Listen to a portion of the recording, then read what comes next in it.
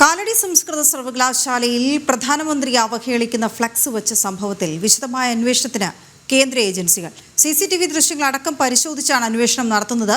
അതേസമയം flux സ്ഥാപിച്ചവർക്കെതിരെ police അന്വേഷണം ഊർജിതമാക്കിയിട്ടുണ്ട്.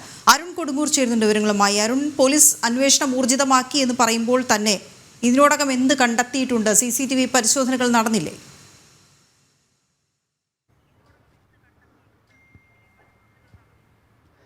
തീർച്ചയായും ഒരു വശത്ത് പോലീസിൻ്റെ അന്വേഷണം പുരോഗമിക്കുകയാണ്. പക്ഷേ ഏറ്റവും ഗൗരവത്തോടെ തന്നെയാണ് ഈ വിഷയത്തെ കേന്ദ്ര ഏജൻസി കാണുന്നതെന്നാണ് നമുക്ക് ഏറ്റവും ഒടുവിലായി ലഭിക്കുന്ന വിവരങ്ങൾ. അതിലേറ്റവും പ്രധാനപ്പെട്ടത് ഇത് ഒറ്റപ്പെട്ട സംഭവമായി ഒരിക്കലും കാണാനാകില്ല എന്നാണ് കേന്ദ്ര ഏജൻസികളുടെ നിലപാട്. അതുകൊണ്ട് തന്നെയാണ് വിശദമായ സമഗ്രമായ ഒരു അന്വേഷണത്തിന് കേന്ദ്ര ഏജൻസികൾ തയ്യാറാകുന്നത്. കാലടി സർവകലാശാല കേന്ദ്രീകരിച്ച് ഇത്തരത്തിലുള്ള പോസ്റ്ററുകൾ, ഫ്ലെക്സുകൾ നിരന്തരം വരുന്നു. പ്രത്യേകിച്ച് രാജ്യത്തിന് എതിരായിട്ടുള്ള അല്ലെങ്കിൽ പ്രധാനമന്ത്രി അടക്കമുള്ളവരെ രൂക്ഷമായി വിമർശിച്ചുകൊണ്ടുള്ള ഒരു പോസ്റ്ററുകൾ നിരന്തരമായി വരുന്നു.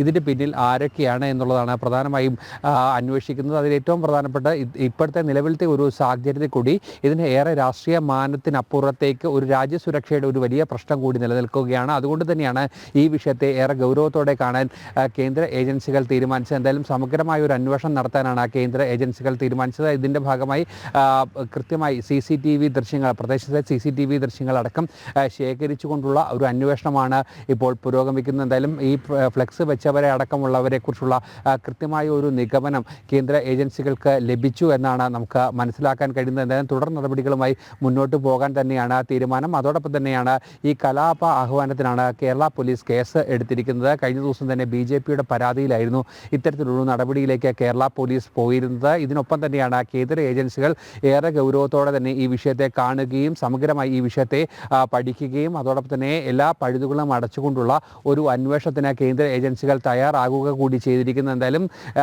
വരുന്ന ആളുകളിലും കൃത്യമായി നിരീക്ഷണം തുടരുന്നുകൊണ്ടും അതോടൊപ്പം തന്നെ നാളെ ഇതുവരെയുള്ള ഇവിടുത്തെ സംഭവ വികാസങ്ങളെക്കുറിച്ച്, ഇത്തരം പ്രവണതകളെക്കുറിച്ച് കൃത്യമായി മനസ്സിലാക്കിക്കൊണ്ട് ഒരു സമഗ്രമായ ഒരു അന്വേഷണം നടത്താനാണ് നിലവിൽ ഇപ്പോൾ കേന്ദ്ര ഏജൻസികൾ തീരുമാനിച്ചിരിക്കുന്നത്. വീണ. ഓക്കെ.